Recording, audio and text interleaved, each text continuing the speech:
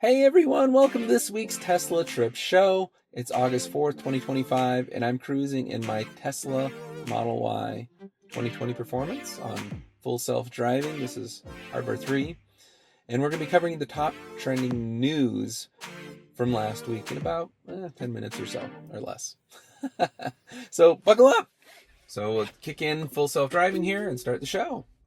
First up, Robo Taxi expands in Austin, Texas. They've nearly doubled the size of the service area earlier this week. They're also rolling out in California's Bay Area with safety drivers. The dynamic pricing so far is cheaper than other ride-sharing services, such as like Uber and Lyft, when driving from San Francisco to San Jose. There was a cybercab spotted in Austin, Texas, without any driver. Maybe this Robotaxi thing's working out and will be coming to other fleets soon. Big chip news. Tesla inked a deal for $16.5 billion with Samsung for next-gen batteries and chips.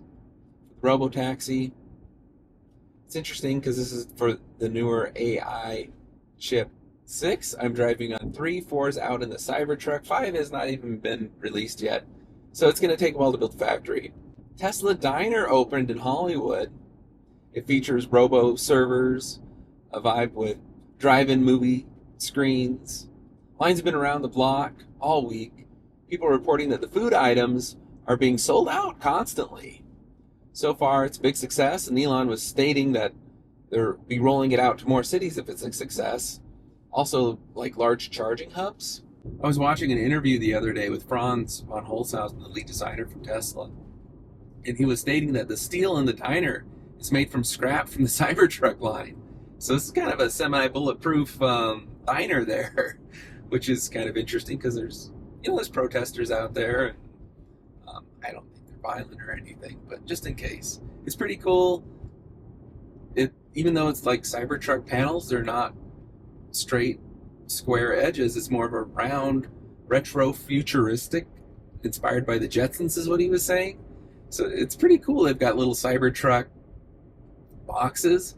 They've got a longer one, and they've got a shorter one with just one door, which is the rumor going around and actually hinted at that they'll probably be producing a smaller truck, maybe a smaller Cybertruck for other markets other than the United States, since a lot of like European countries, the roads aren't really big enough for such a large vehicle. And plus, it could be a lower cost. Whoa. That was a close call. The full self-driving kicked in and kicked on the brakes. It kind of went into the crosswalk a little bit. Not ideal. So speaking of red patches with Tesla, the jury hit Tesla with a $243 million in damages for a 2016 Autopilot crash liability. Also, Tesla Model S orders and X orders have been temporarily halted in Europe, so it's not a huge surprise.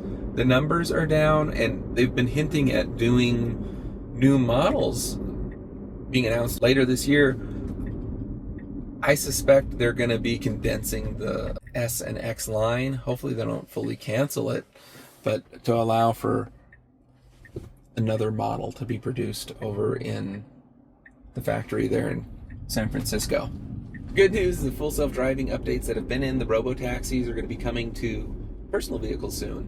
So a lot of advancements and just better driving capabilities. Hopefully it would stop a little bit sooner at the stoplight than it did for me. Also, they've added synchronized lights to the music, so you can have like a little rave in your car, I guess, because that's not distracting at all. But I guess if they get the full self-driving working better, it won't be an issue. Also, there's a Model 3 Plus that's been filed in China with an 800-kilometer range. Optimus bots doing some serious dancing. And Grok AI is now in all the Teslas that have the newer AMD infotainment systems. That's a wrap on this week's Tesla Trends. Robotaxi is leading the charge. Sales are starting to rebound over in Norway. They're up quite a bit. Hit like, share, subscribe for more Tesla trips. Drive safe out there.